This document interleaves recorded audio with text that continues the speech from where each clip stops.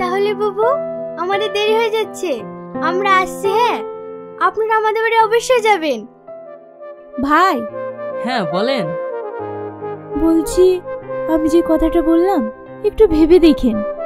হ্যাঁ।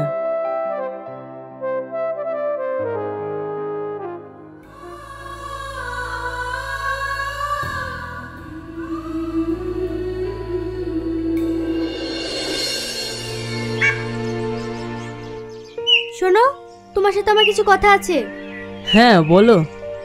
তুমি ওখানে আগুনের সাথে তুহিনার বিয়ের কথাতে রাজি হয়ে গেলে কেন? শোনো, ও তোমার বন্ধুর মেয়ে ঠিক আছে, তোমাকে তোমার বন্ধু অনেক সাহায্য করেছে এটাও মানছি। ওর মেয়ের বিয়েতে যত খরচ হবে তুমি সব দাও, তাতে আমার কোনো আপত্তি নেই।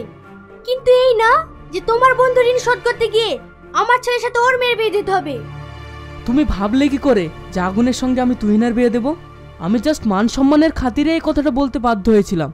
আমি কোনোদিনই আগুনের সঙ্গে ওর বিয়ে দেব না। কি ব্যাপার ভাই, কার বিয়ের কথা হচ্ছে? হে, আগুনের বিয়ের ব্যাপারে। তাহলে আগুনের সাথে তুহিনার বিয়ে ঠিক হয়ে গেল? মানে? হ্যাঁ, আগুন তো তুহিনাকে অনেক আগে থেকেই ভালোবাসে। এই না ভাবি।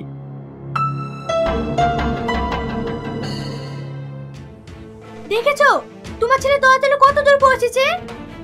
ও নিয়ে তুমি চিন্তা করো না, আমি দেখছি। আগুন, আগুন! হ্যাঁ আব্বা। এসব আমি কি শুনছি? তুই নাকি তুহিনাকে ভালোবাসিস? কি হলো, চুপ করে আছিস যে? হ্যাঁ আব্বা। আর কোথাও মেয়ে পেলি না? ওই মেয়েকে তোকে ভালোবাসতে হলো? তুমি চুপ করো। দেখ, যত দূর এগিয়েছিস ওই অবধি থাক। আজকের পর থেকে আর ওর সঙ্গে কোনো যোগাযোগ রাখবি না, আমাকে যেন আর দ্বিতীয়বার না শুনতে হয়। ঠিক আছে আব্বা।